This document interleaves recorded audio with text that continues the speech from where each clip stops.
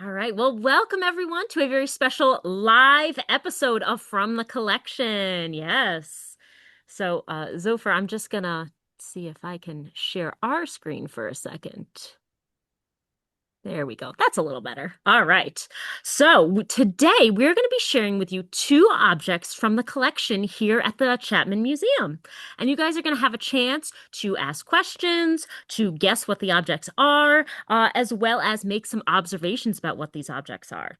So my name is Becca. I am the program and outreach coordinator at the Chapman Museum, and that basically means it's my job to come up with the programs that the museum does, and I get to teach people about history, one of my favorite things. And my name is Maureen. I'm the curator here at the Chapman Museum. My job is to come up with exhibits for the museum and to take care of the objects in our collection. And I'm Zopher the Mouse. I'm the mouse of the house. My job is to be the official mascot of the Chapman Museum. That's right. You have a very important job. You are our official mascot, the mouse of the house. All right, so we have a lot to get to this afternoon. So, Maureen, do you want to tell us a little bit about the collection here at the museum? And I am going to share our screen. Sure. All right. So, the Chapman Museum, while Becca gets that put up on the screen for you, the Chapman has a lot of objects that are from the past, and we store these items in our collection and archive spaces.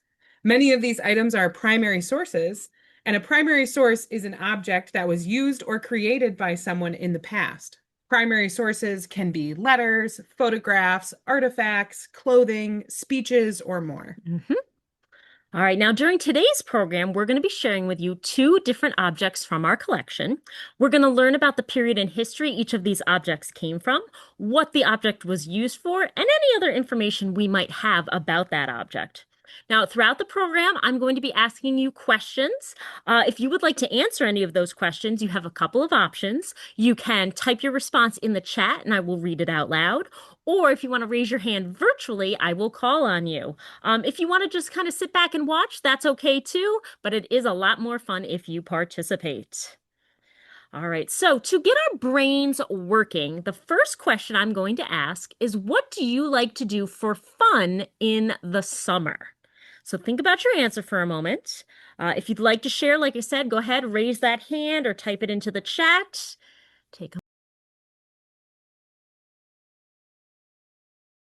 All right. Zopher, did you what do you do for fun in the summer?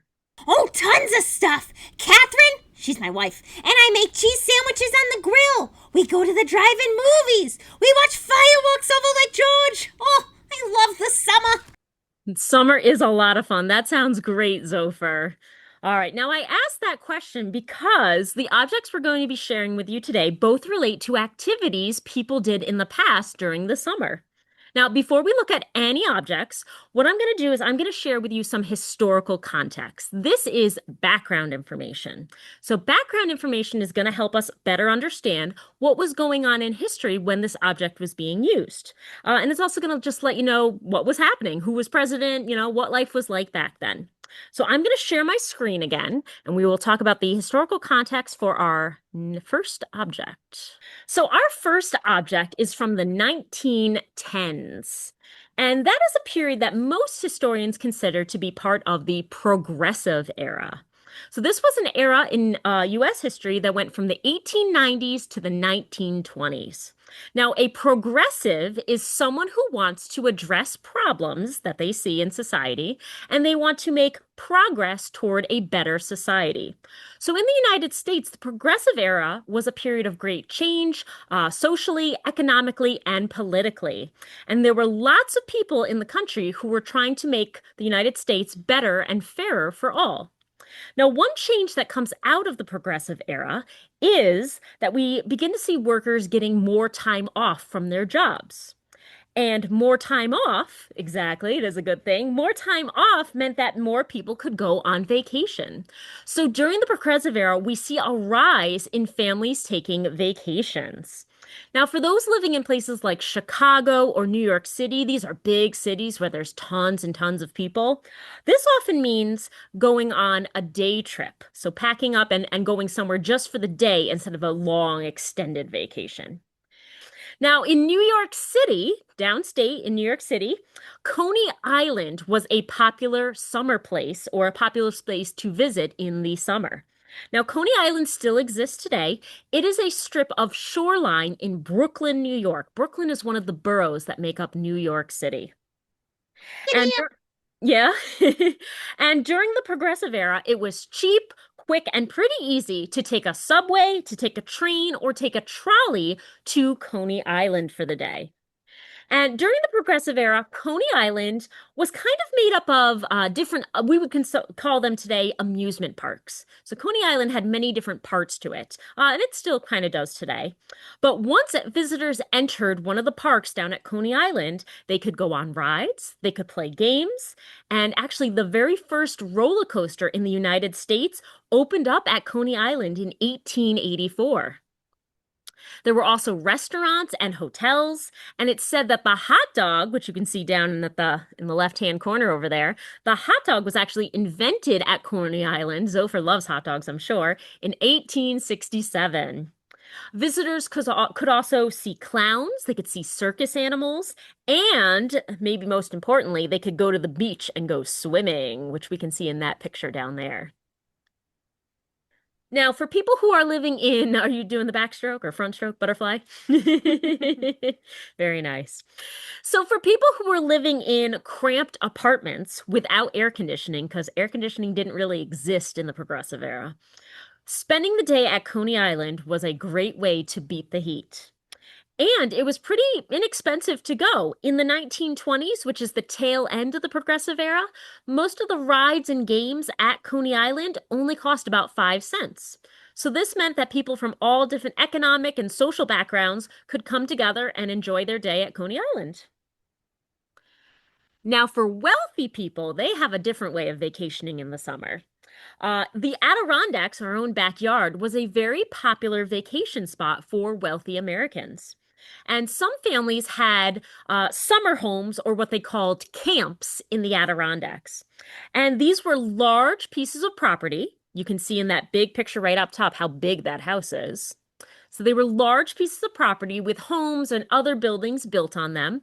And most of the time, these buildings resembled log cabins, but they were built on a much grander scale.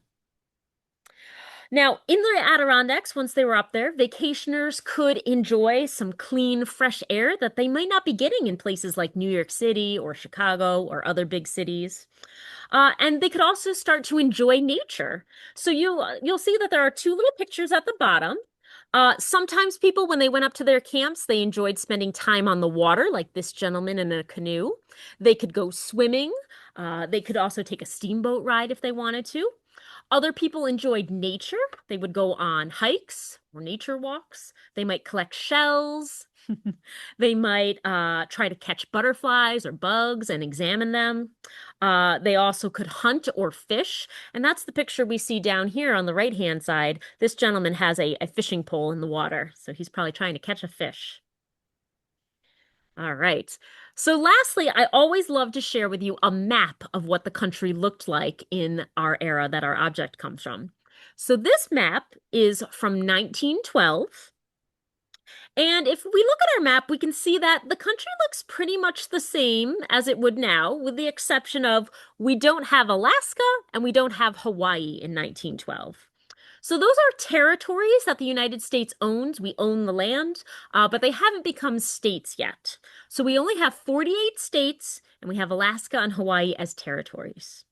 Now, the 1910s is a decade, so that's about 10 years long. And during that decade, we see two different presidents. We see William Howard Taft, who is up here, and then we have Woodrow Wilson. Yeah, good guy. Okay, he's got a mustache. He's a big guy. Oh, big guy. Yeah, he is a big guy. And we have Woodrow Wilson, who is down in the bottom. All right, so now that we have our historical context, I'm going to stop sharing my screen because it is time for our first object.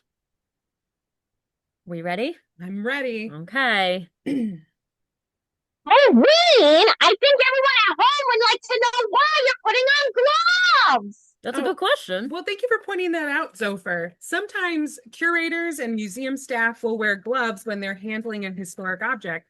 This protects the object from the oil or dirt that might be on our hands. So now we can jump into our first object, and that we'll put up right here between me and Becca. Ooh, So this is okay. our first object. All right.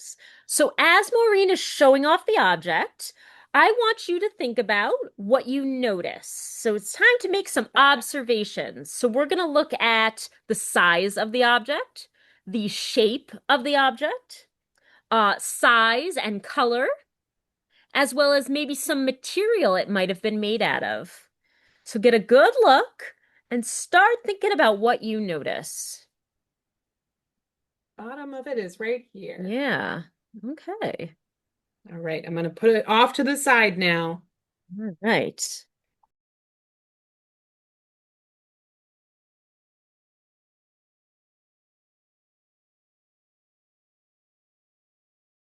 That's Well, I won't make you wait for very long. This object is a woman's bathing suit, Oh, and it's from the oh, 1910s. cool. Okay. So you might be thinking that this doesn't look like a bathing suit that you would Really? know today in modern times, but you would be right. So there are some big differences between swimsuits from the 1910s and swimsuits today. So one difference is the material. Today, most bathing suits are made from lycra or spandex, which is synthetic, it's stretchy. Um, and in the 1910s, bathing suits were typically made from natural material like wool. Ooh. Wool? That doesn't sound very fun to swim in. It doesn't sound fun. It wouldn't have been fun to wear, that's for sure. But wool was used because it was easy to get. It did have its drawbacks though. So like when wool is wet, it becomes very heavy Hmm. and it could lose its shape over time from stretching and things like that. And so it could kind of sag on the person who was wearing the swimsuit, which wasn't always flattering or comfortable. No, I'll say. I'm going to share our screen again so we can get a good picture of this. This bathing suit has three wooden buttons, which you can kind of see in the photo on the screen. You can Yep. see them up on the right shoulder. And those would have been used as your spot where you closed your bathing suit. So most bathing suits today don't have buttons on them because you just pull them on. Right. So another difference between the two types. And another difference would be the length. So today, women's bathing suits tend to rise pretty high on the legs, but in the 1910s, this would have been very improper. Ooh. In fact, just a few decades earlier, women wore bathing suits that covered them from neck to ankle. Oh gosh. This style was called a tunic, and the wearer probably would have paired it with leggings or stockings, or pants called bloomers. Hmm. And when they went for a dip, they might also cover their hair with a swim cap. This style of bathing suit was also popular in the early 1920s. And Zopher, what's really excited about this bathing suit is that we know who owned it. Really? Who? So the owner was Mary or Polly Beeman. Polly was born in 1905, and she was the daughter of Mary Prine, who was the sister of Charlotte Hyde, the creator of the Hyde collection. She's got some famous family members. She does. So Polly's grandfather was Samuel Prine, one of the founders of Finch Prine and Company. Polly grew up quite wealthy and lived in a house on Warren Street, now known as the Hoops House. Which You you can can see, see on yep, our screen. that's part of the Hyde's campus of buildings today. She was an avid golfer. She took voice lessons and got to tour in Europe in the 1920s. In the late 1910s and early 1920s, Polly would have been a young teenager. We might have called her a tween today, and she might have worn this bathing suit when she went out swimming. Excellent. All right, so I'm going to unshare our screen for a little bit, and I'm just going to check in and see if anyone has any questions about the bathing suit or the progressive era. I think we're good. All right. Excellent. Well, we are going to move on to our second object. We're going to move into about 80 years into the future from the Progressive Era. And we're going to move into a period known as the post-war years. All right, so I'm going to reshare my screen and we're going to talk about what that means because that might be a term you have not heard before, post-war years. All right, so the first thing we're going to do is we are going to break down that term post-war and what that means. So first, the term or the word post means after. And the war that they are referring to is World War II. So the post-war years are the years following World War II. And this is about a 25-year period. It goes from about 1945 to about 1970. Now, as the name suggests, World War II was a global war. It is involving people and countries all across the globe, and that includes about 16 million Americans who served in the military. Now, a large percentage of these people who are serving in the military are doing so overseas, so out of the United States, and they are away from their families and loved ones, and they were away from their families and loved ones for many, many years. So when the war ended, Americans wanted to return to what life had been before the war. So many people got married, they bought homes, and they started having families. And so many babies were born between 1946 and 1964 that it was called a baby boom. And those Boom. born, yeah, yes, thank you. And those born during this time are often called baby boomers, or sometimes we just shorten it to boomers. Hey, boomer. Yeah. Well, in these post-war years, Americans also had more time and money for leisure activities, and that included family vacations. And with so many children, many families start looking to spend their vacations at places where they are going to have activities for kids. And while amusement parks aren't new, we just talked about how they were around in the Progressive Era. We begin to see these amusement parks adapting or changing so they have more rides and attractions that are for children and families. Now, Zopher, have you ever heard of a little amusement park called Disneyland?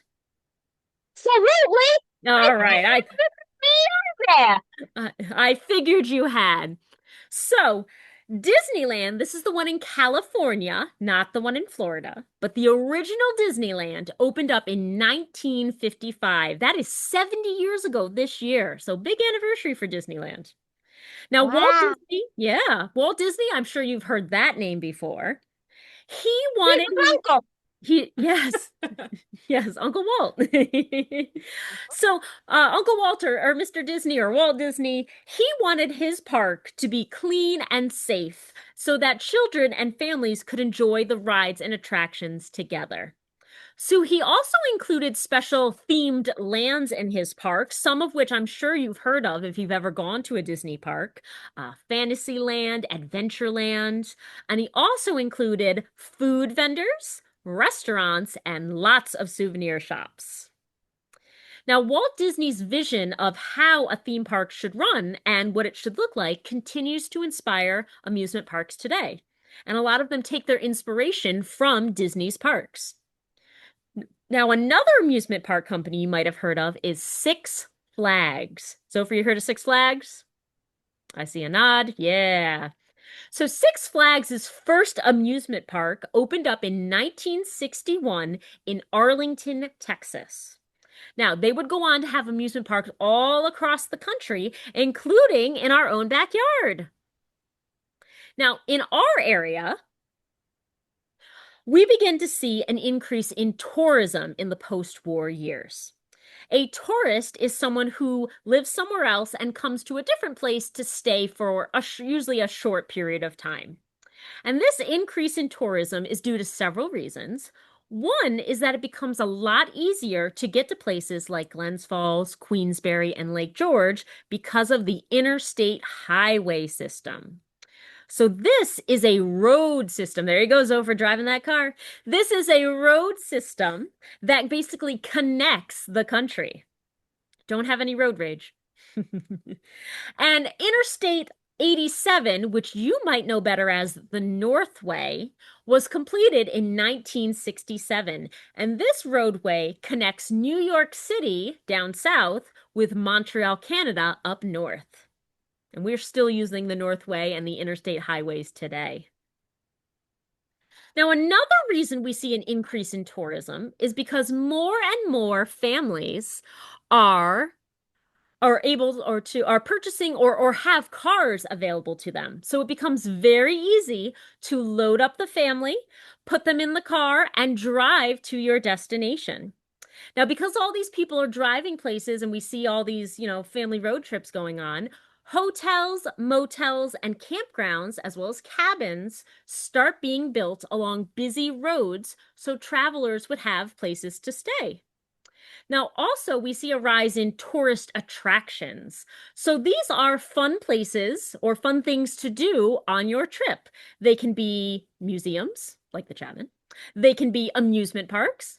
They can be beaches, historic sites, steamboat rides, just about anything, really. And these attractions were meant to be fun for the whole family. Now, as always, we're going to end with a map. So you will see, this is our map of the country in the post-war years. It looks pretty much the same. We now, in 1968, when this map was made, we now have all 50 states, and we haven't really changed all that much since then. So it's nice to see Alaska and Hawaii in there. Now, the post-war period is about 25 years long, so we see quite a few presidents. And we're not going to talk in depth about any of them, but I did want you to see their pictures and know their names. So the first post-war president we have is Harry Truman. He's up here. Then we have Dwight Eisenhower. I'm just going to try and move Zopher out of the way. Maybe not. Well, Dwight Eisenhower's right here. Then we have John F. Kennedy. We have Lyndon Johnson. And we have Richard Nixon. So we consider those our post-war presidents. And with that, we are going to look at our second object. So I'm going to stop sharing my screen. There we go. All right. All right. We are ready when you are. So here is our second object. Oh, cool. I'm going to bring it nice and close to the camera. Yeah, because that little patch is very important. Can you see that, Zopher? So What is it? So think about the object's size, shape, color, and the materials that it might be made from, and see if you can read the words written on it. And when you have observations, feel free to share. You can raise your hand, you can respond in the chat. Yep. Here's that one more time so you can see if you can read the writing. Now, it might be backwards to you, I'm just realizing, but it says, that patch says Storytown, USA, Lake George, New York. Mm-hmm. Okay, so what do we think this object is? Zopher or anyone really? Do we want to give a guess? What do we think this object is? Zopher, you want to give it a shot? Go ahead. It's a hat. A hat! Okay. So right away, you can tell that it is a hat, and you are correct. So maybe we should figure out where this hat should be is from, where it might have been purchased. So once again, let's kind of zoom in on that patch. We're gonna pay attention to that. See if we have any other guesses. It says Storytown, USA, Lake George, New York. Does anyone think they might know where this place is? Stop! What's wrong? I know this area like the back of my paw, and there's no place called Storytown, USA in Lake George.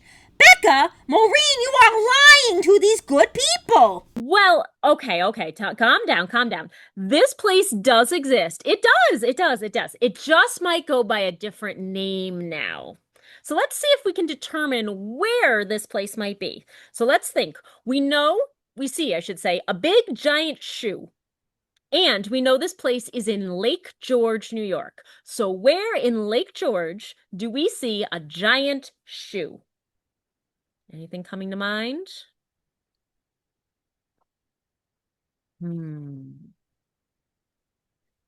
Well, what if I said, oh, Zopher, you think you know?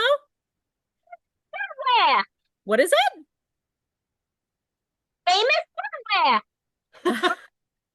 It's not famous That footwear. was a good one. That's a good one. What if I said The Great Escape? Oh, yeah. So the Great Escape wasn't always the Great Escape. It actually had a different name originally. It was originally called Storytown, USA, and it was created by a man named Charles Wood. Anyone heard that name before? No? So far, I'm surprised. Anybody else heard that name?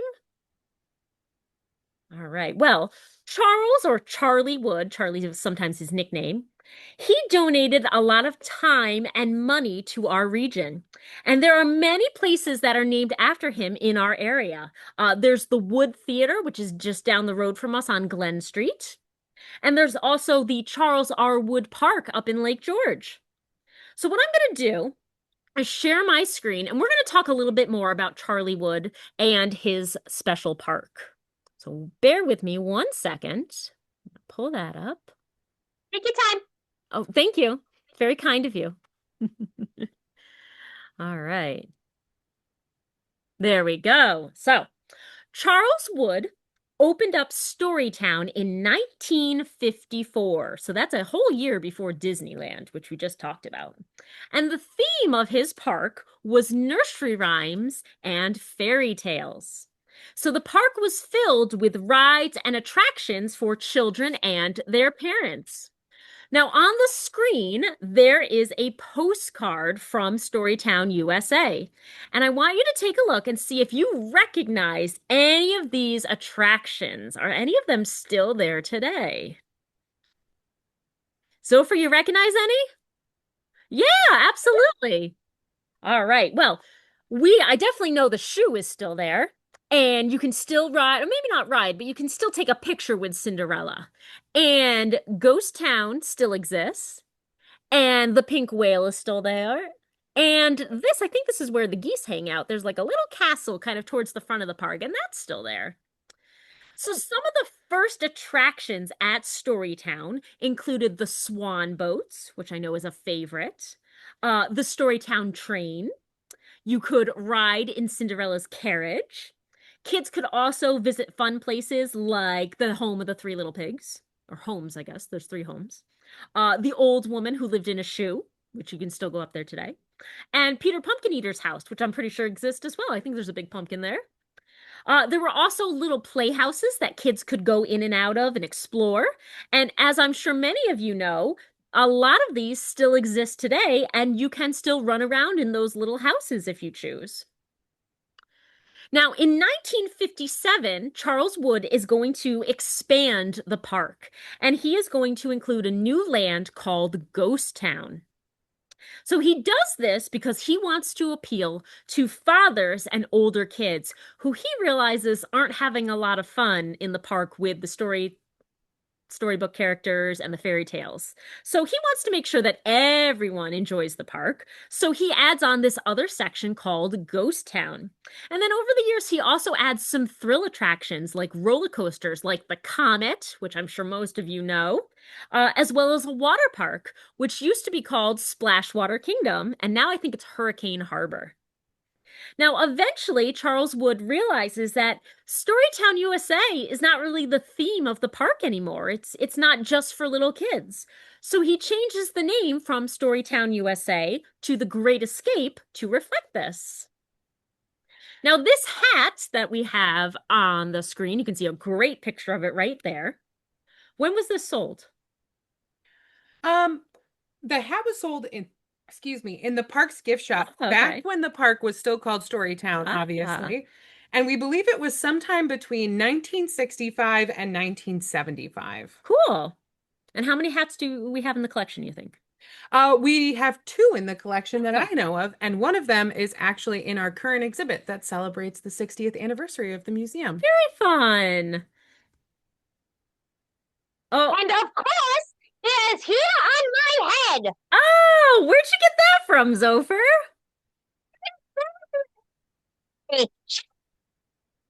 Hey, Oh, Catherine made it for you. Okay. Shen. Ah, very nice. You think you're gonna visit the Great Escape? I don't know if that's a good idea.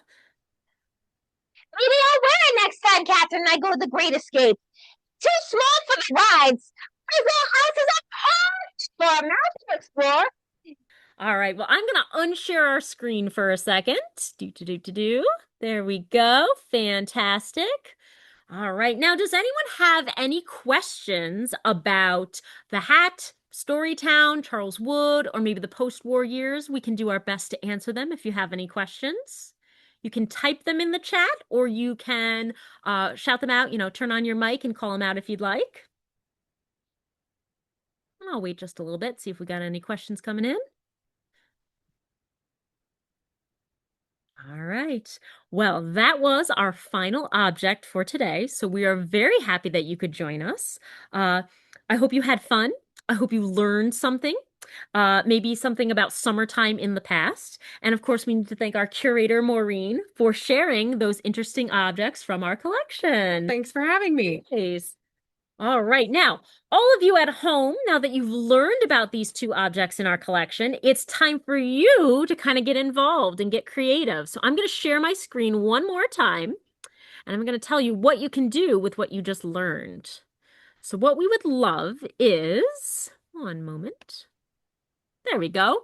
We want you to get creative, and we want you to use what you've learned today to create a piece of art. It could be a drawing, a story, a poem, a song, something we didn't even list because we couldn't think about it. We want you to create something that incorporates one of the objects we discussed today. Now, if you'd like, what you can do is take a picture of that or send it to me with your first name to educator@chapmanmuseum.org, and you might be featured on our social media pages. Now, our next episode, hi again, Zopher, welcome back. Looking good with your top hat back on.